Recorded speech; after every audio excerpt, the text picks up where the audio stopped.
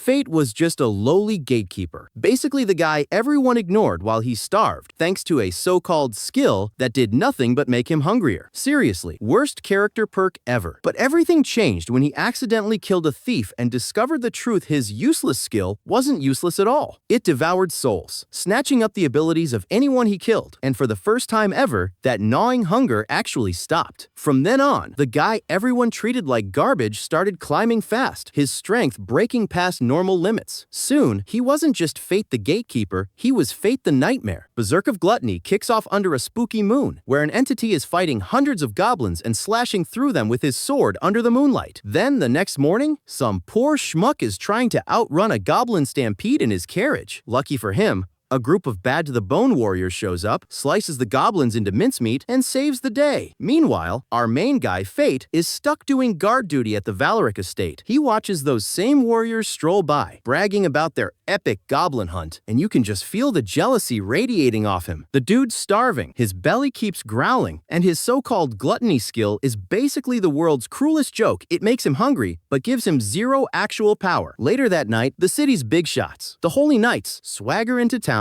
like they own the place. A poor guy accidentally drops a piece of fruit near Hato's foot, and suddenly it's crime of the century. Hato and his buddy Memel start smacking him around, yelling that disrespecting a holy knight is a behead-worthy offense. Real humble guys, huh? When they get home, they make a hobby out of tormenting Fate, tossing his wages on the ground and stomping on his hands when he tries to pick them up. Fate just takes it, hating himself and his so-called useless skill. But then, enter Lady Roxy. She swoops in, scolds the bullies, picks Fate up, and even wipes the blood from his eye. She encourages him, tells him to report them next time, and basically proves that not every knight is a complete jerk. Fate drags himself to a bakery to buy some bread, and even the shopkeeper is like, "Man, don't end up like all the other losers who worked for the Valerics." Depressing pep talk aside, Fate's head is spinning, with thoughts of Roxy's kindness, the Valerics' cruelty, and his own weakness. That's when he spots bandits in the distance. Being the good guy he is, he warns Roxy, and she rushes off to fight them, leaving him in charge. Fate's terrified, but determined not to mess up because she trusted him. And just when he's convincing himself to stand tall, a bandit comes charging straight at him. Instead of running, Fate grabs the flagpole and stabs the guy through the chest. And boom, the game changes. A mysterious voice announces his gluttony skill has awakened, unlocking appraisal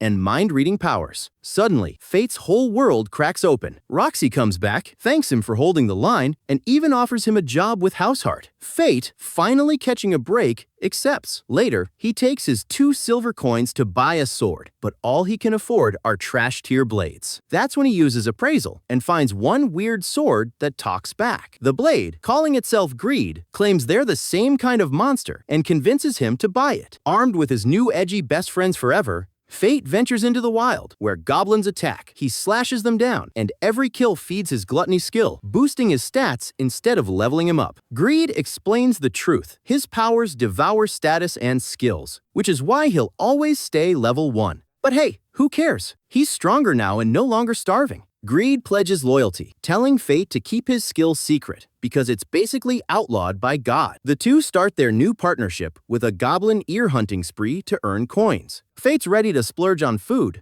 but Greed insists he spend it on keeping the sword in shape. Just when Fate thinks things are turning around, he bumps into a shady guy dragging a little girl. She begs for help, and Fate follows them into a warehouse, where he sees the creep threatening to sell her to the knights as a slave. Fate hides, seething with anger, plotting his next move. The next day, Sister doing her usual Sunday school vibes, explaining how everyone gets skills from Lord Laplace. The kids, naturally, are like, wait! Why do the Holy Knights get the cool cheat codes while we're stuck with useless hand-me-down skills? And honestly, fair point. Before she can give a proper life isn't fair speech, another sister rushes in with bad news. Little Sahara is missing. Uh-oh. Cut to Sahara, tied up, crying, total damsel in distress mode. The goon who snatched her is about to dip when Fate sneaks in, frees her shackles, and boom, the guy's still there. Not awkward at all. The goon whips out his sword, and Fate has to think fast. With Greed whispering strategies in his head like some shady life coach, he drags Sahara between some crates, waits for his chance, and then tips the boxes over the dude. While the guy's still stunned, Fate slashes straight through his sword and chest like it's nothing. He even sticks around long enough to interrogate him. Classic anime style. And surprise, The mastermind behind the kidnapping? None other than Househeart. Fate's suspicions about those nights keep stacking up. After the fight, Fate takes Sahara out for some food. And when I say food, I mean her very first bite of meat. This girl eats like she just discovered heaven pure wholesome energy after all that trauma. Once he drops her off safe with the sisters, Greed casually reminds him, "Oh yeah, by the way, you picked up a new skill called Sharp Edge. Strong enough to slice you in half if you're not careful. Thanks for the heart attack, sword." Fast forward and Greed's like, "Bro, your first day at House of Heart is tomorrow. Maybe buy some new clothes so you don't look like a broke adventurer?" Meanwhile, in the background, we get bar gossip about how Lord Mason's death left Lady Roxy in a tough spot, and how the Holy Knights might just steamroll her efforts to lead. Morning comes, and Fate heads over to House of Heart, only to be blown away when he sees Roxy in a dress. He's so shook, he can't even handle it. She takes him to her father's grave and introduces Fate-like family, asking him to help bring life back to the house. She even calls him Faye, which just so happens to be the same nickname his dad used. Coincidence? I think not. Fate, of course, keeps his distance since he doesn't want to accidentally eavesdrop on her thoughts again. A week goes by, and Fate's settling in, but everyone's low-key wondering why he's always hungry after lunch. Then he suddenly collapses mid-scene. Roxy sends him a sweet note, telling him to rest, but Greed doesn't sugarcoat things. Fate's gluttony skill means he'll literally starve unless he feeds on souls. Oh, and his eyes glow red when he hits that danger zone. That night, Fate's out in the wild, hunting goblins like it's an all-you-can-eat buffet. He even takes on a hulking goblin with self-healing powers. Thanks to a sneak attack and some precision slashing, Fate chops it down and gains regeneration powers himself. Not bad for a late-night snack. But then comes the ultimate upgrade. He pours all his new stats into Greed, who evolves from sword to bow. And not just any bow. This thing shoots homing arrows out of thin air. Fate tests it on the goblins, and it's like playing a video game with aimbot turned on. Fate's pulling guard duty at the gate when, surprise, he stops a mysterious stranger who turns out to be Roxy in full disguise mode. She's all, "Relax. It's me. I'm just sneaking out for a secret inspection." Fate's like, "My bad, didn't recognize you." And she actually invites him to tag along. On the way to the city, Roxy decides she needs a fake name and tells him to call her Lexi. Fate goes with it, but Greed, being the world's most annoying sidekick, starts teasing them like a nosy little brother. Fate mutters, "Shut up," at his sword. But Roxy thinks he's talking to her and immediately apologizes for being annoying. Fate has to scramble like, No, not you, I swear." Talk about awkward first date energy. Their inspection tour continues, and Roxy asks to see his sword. Fate almost has a panic attack, worried she'll figure out his whole secret identity, but luckily she doesn't notice anything. Crisis averted. They stroll into the marketplace, grab some grapes,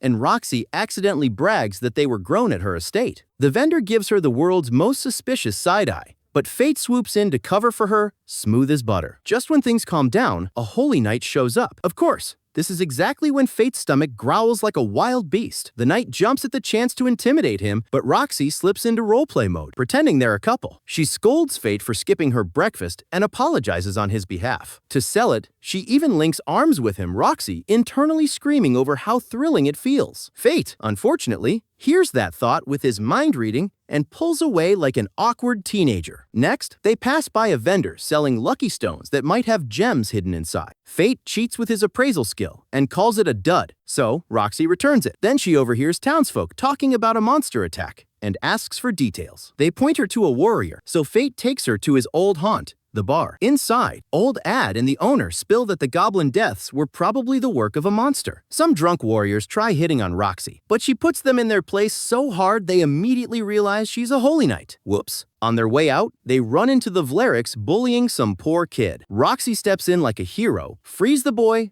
and treats him to food. They plan to let him stay over, but his mom shows up just in time. Afterward, Fate can't shake the worry that Roxy might catch him sneaking out as his masked monster hunting alter ego. So the next day, he buys himself a mask to play it safe, and, in a softer move, gifts Roxy a gem she liked from the market. So Fate's out doing his secret monster slaying thing when a group of warriors stumble upon him standing tall over a literal mountain of goblin corpses. They freak out, slap him with the edgy nickname Corpse, and sprint sprint away like they just saw a ghost. Fate, meanwhile, is like, cool, new name unlocked. Back at the Heart Estate, Roxy shows up, asking Fate to join her on a hush-hush mission. Where to? The family vineyards. Sounds chill, right? Except not really, because the first thing that happens is Roxy's mom casually asking Fate if he likes her daughter. Caught off guard, Fate blurts out that he cares about Roxy a lot, which instantly short-circuits her. She goes beet red, bolts to her room, and has a little anime girl meltdown. Being back in her room stirs memories of her dad, the reason she became a holy knight in the first place, before she pulls herself together and heads back out. Later, Roxy and Fate help harvest grapes. One of the workers explains that every harvest season, monsters show up to ruin everything, and it's Roxy's job to defend the vineyard. That night, Fate spots a creepy girl with glowing red eyes. Weirdly, his appraisal skill doesn't work on her, which is basically Fate's worst nightmare. She drops the line, "Leave the kobolds to you," and dips. Roxy arrives just in time to say the girl's name, Gallia, and reassure Fate she's got the situation handled. The next morning, though, the vineyard was completely trashed. Roxy, Fate, and some warriors track the monsters and spot a huge kobold lurking nearby, rocking a level 50 status. Fate's stomach growls like a demon, and he realizes he can't just sit around. Later that night, he sneaks off to thin the herd. He switches greed into bow mode, snipes a few kobolds, and even goes full hack and slash with his sword. But when he tries shooting the big boss, the beast just catches the arrows with its bare hands. It then yeets Fate across the battlefield with a punch. Playing dead, Fate gets a cheap shot in, but it's still not enough. That's when greed tempts him with a deal. Hand over 10% of his stats to unlock his first true skill. Fate agrees, and greed morphs into a beastly weapon that blows right through the kobold and leaves behind a giant smoking crater. Victory, but with a side effect, Fate almost keels over from the power surge. By morning, the warriors arrive, stunned to find all the kobolds dead and the land looking like a meteor hit it. Roxy suspects Gallia was behind it, but at least the vineyard is safe. Before they leave, Roxy's mom asks Fate to keep standing by her daughter's side. Back in the capital, Fate realizes goblins won't cut it for his hunger anymore. To make things worse, he overhears that Hato is joining the hunt for corpse, and Roxy's been assigned to the dangerous Gallian expedition. Fate begs her not to go, but she's already set on her path. Meanwhile, the slimy Vleriks are busy celebrating what they think is their perfect chance to crush the Hart family once and for all. Fate finally gets his showdown with Hato, and let's just say, it's not even close. Hato sends his warriors charging in first, but Fate casually wipes the floor with them like he's swatting flies. The survivors? They take one look at him and nuke the scene in record time. That leaves Hato standing there, sweating bullets,